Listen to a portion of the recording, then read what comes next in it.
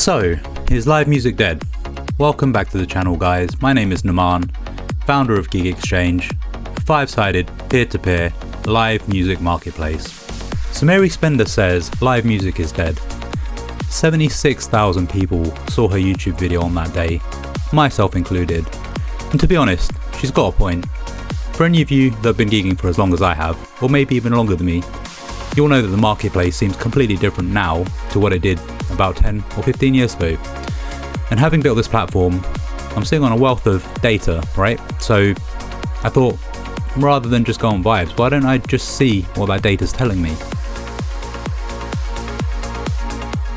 So in her video, Mary builds a pretty compelling argument. She touches on a number of things.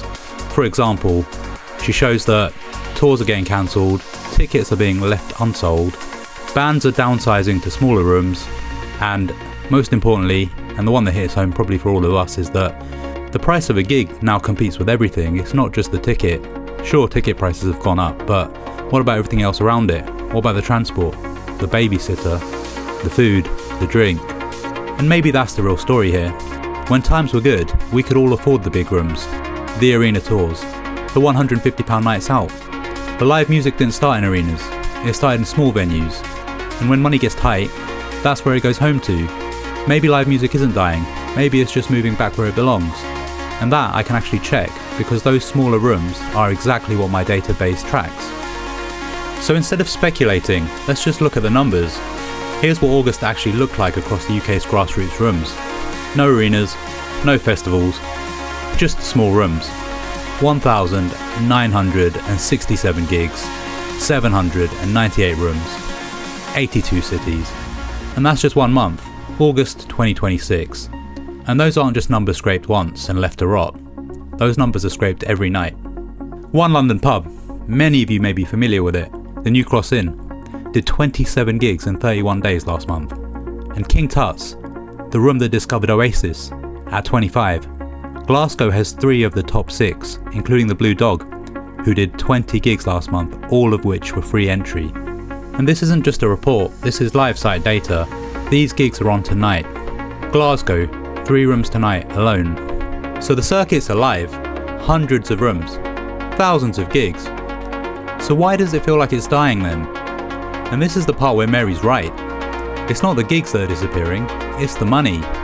The median UK pub gig, from over 3,500 real advertised fees, is £362.50. You split that 4 ways, you take off the fuel, and you start to see it. That's the whole problem summarised in one number. So we built something interesting called the Pint Index.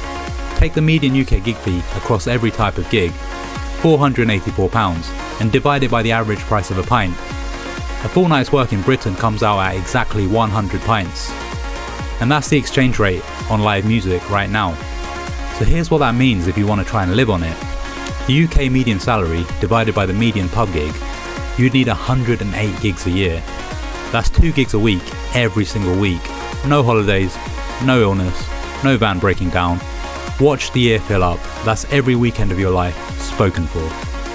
And if you think streaming is the answer instead, 1 pub gig, remember £362.50, is the same money as approximately 100,000 Spotify streams. 1 night in a pub or 100,000 plays. Live music isn't the problem. Live music is the best bad option musicians have left.